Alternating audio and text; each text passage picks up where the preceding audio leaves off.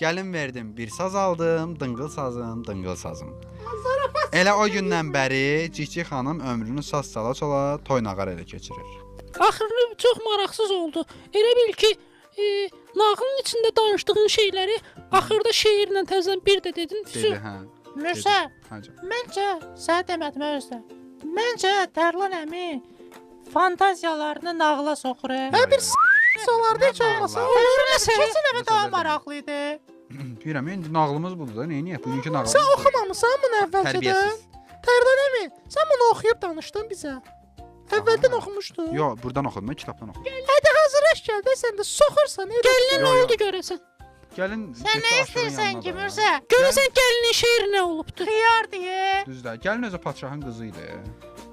Oydu. Padşahımız. Bir də ki şeydir, bu əgər başdan saz istəyirdisə, Deyərdi də. qoyunda bu işi həll eləyə bilərdi. Gəlini ortaya soxmasa.